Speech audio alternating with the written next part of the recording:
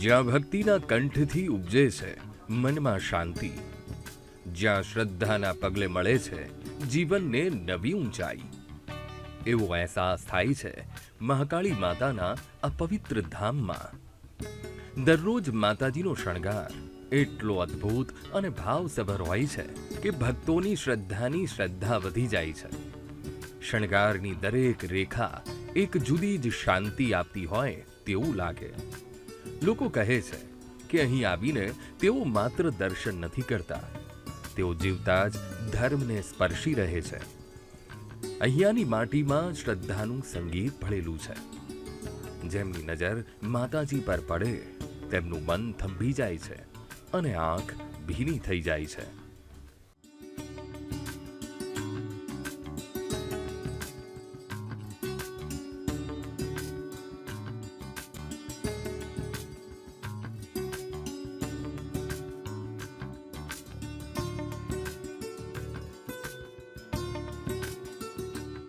અને હું છેલ્લા 2 વર્ષથી અહીંયા માતાજીના મંદિર આવું છું. દર રવિવાર ભરું છું.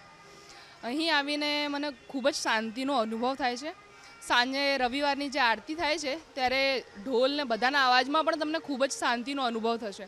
અને માતાજીને અહીંયા આવીને લોકોને ખૂબ જ શ્રદ્ધા છે અને લોકોને સારા અનુભવો પણ થયા છે, એટલે લોકો દર રવિવાર પણ ભરે છે અહીંયા આવીને. બીજું છેલ્લા લગભગ આ ફૂલ અને લીંબુ એ માતાજીના 154 લીંબુ 108 લીંબુનો હાર ચડે છે અહીંયા. એ બસ જેની બાધા આપે અને જેની બાધા ફળે એના માટે એ લોકો આ લીંબુનો હાર ચડાવે છે. રવિવાર હોય કે પૂનમ, ભક્તોની અવરજવર સતત હોય છે. પૂનમના દિવસે તો ખાસ 11 કિલો સુખડીનો પ્રસાદ ધરાવવામાં આવે છે.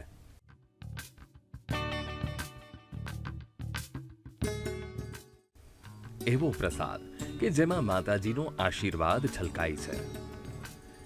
લોકો સવારે વહેલી તકે પધારે છે, કેમ કે કોઈ ખાલી હાથે ગયું જ નથી. કોઈ વાત માંગી અને માતાજીએ સાંભળી ન હોય એવું ન બની શકે. બધું જ જીવંત લાગે છે અહીં.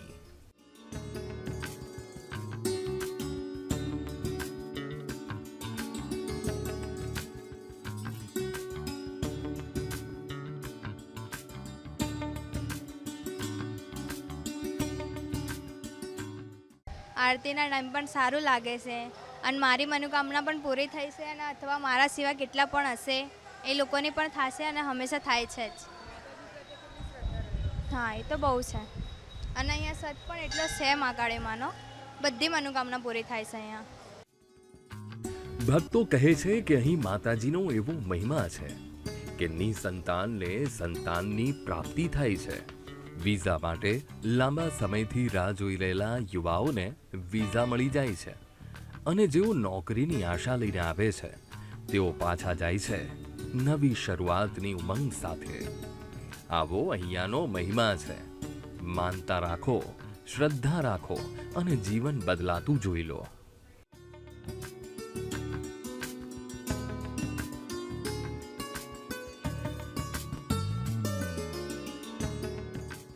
હું હીરાવાડીથી છેલ્લા 20 વર્ષથી માના દર્શન કરવા આવું છું. મને ખૂબ ખૂબ એમને અભિનંદન. મને બહુ સારું કાર્ય થયું છે. મને બહુ ગર્વ છે માતાજીનું કે મારી મનની મનોકામના પૂરી થઈ જાય, મારો પરિવાર સુખી થયો. હું એક દુઃખી હોય તો માની પ્રાર્થના કરું કે મારું કામ થઈ જજો. તો માની પ્રાર્થના છે તે બધું સર્વ મારું કામ પૂરું થાય છે. ભક્તજનોને આ મંદિરે કોઈ આવવાની તકલીફ નહીં પડતી. માની મનોકામના પૂરી થાય અને એમની સેવાનું ફળ મળે તો લેવું. જય મા કાળીમાં. માતાજી પ્રત્યે અપાર શ્રદ્ધા છે. માતાજીના સ્થાનકમાં આવીને સરસ ઉપાય શાંતિ મળે છે. મા કાળીમાં સાક્ષાત જે મનોકામના હોય સર્વ ભક્તોની પૂર્ણ કરે છે. અને અહીંયા મહાકાળી મંડળ દ્વારા હવન વગેરેનું આયોજન પણ થાય છે અને સવાર સાંજ જે આરતી થાય છે એના દિવ્ય દર્શનનો લાભ કંઈક અનેરો જ હોય છે. હું વર્ષોથી દર રવિવારે અહીંયા માતાજીના દર્શન કરવા માટે અચૂક આવું છું. મંદિરનો ઇતિહાસ પણ એટલો જ હૃદયસ્પર્શી છે. કહે છે કે વર્ષો પહેલા અહીં એક નાનકડું સ્થાન હતું. એક આંબલીના વૃક્ષ નીચે નાની દેરીમાં માતાજીનું મૂળ સ્થાન હતું.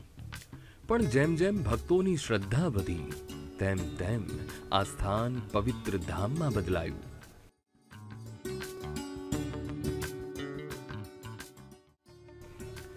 એક પૂજારીએ પોતાની જિંદગીની કમાણી, પોતાનું સોનું આપી માતાજી માટે ભવ્ય મંદિર બનાવ્યું.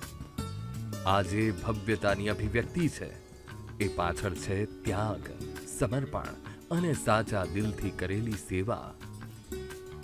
વર્ષ 2016માં મંદિરનું પુનઃનિર્માણ થયું અને આજે આ સ્થાન હજારો લોકો માટે આશાનો તારો બની ગયું છે.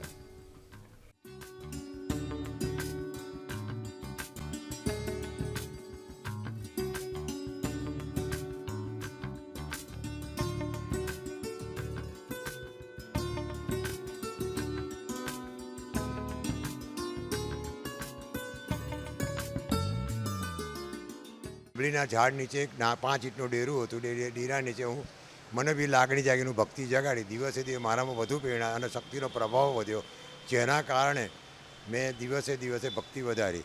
તેથી મારા પપ્પાએ અને લાગણી જાગી કે મારો છોકરો ભક્તિમાં છે. તો 5 ઈંટો હતી કે એમણે 5 ઈંટોની મોટું બનાવવા માટે હમણાં લગભગ 10-15 વર્ષ પહેલાં ખબર પડી. અમારા મોહલ્લામાં એક મહારાજ છે, શિવાભાઈ પૂંજાભાઈ પંડ્યા, જેમણે એમના બાળકને એવું કીધું કે આ છોકરાને ભક્તિ ન જોઈને એના પપ્પાએ એના મમ્મીનું બાજુબંધ વેચી અને મંદિર બનાવ્યું હતું અને મોટું કર્યું હતું.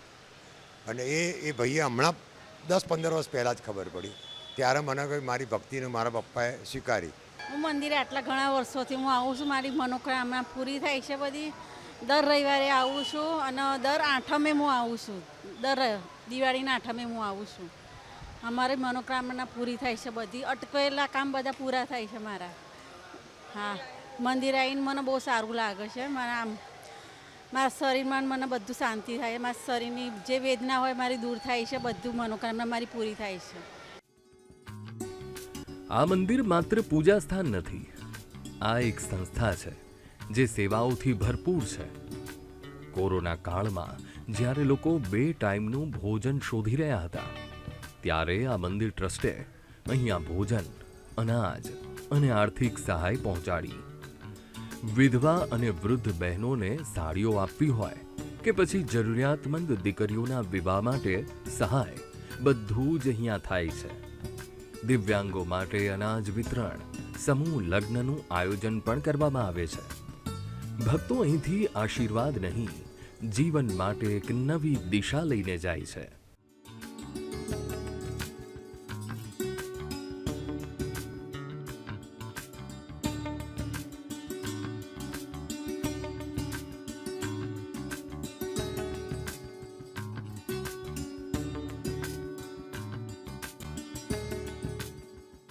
અને માતાજી પ્રત્યે ખૂબ મને એ છે મનમાં કે માતાજી બધા મારા ધારા કામ અત્યાર લગી પૂરા કર્યા છે. અને હું 35 વર્ષ આ મંદિર બન્યું ત્યારથી હું સેવા લઉં છું અને મને બહુ આ મંદિરે આવીને સુખ શાંતિનો આનંદ અનુભવ છું. વાત અહીંયા જન્માષ્ટમી, પછી ચૈત્ર મહિનામાં ચૈત્રી નવરાત્રિમાં ઈદનું હવન, પછી ભંડારો, પછી આસો મહિના નવરાત્રિ, દિવાળી મહોત્સવ, ઘણા બધા અહીંયા પ્રસંગો કરવામાં આવે છે. સામાજિક કામ બી ઘણા મંદિરે કરવામાં આવે છે. શ્રદ્ધાનું જે બીજ અહીં રોપાયું હતું, આજે તે ભવ્ય વૃક્ષ બની ચૂક્યું છે.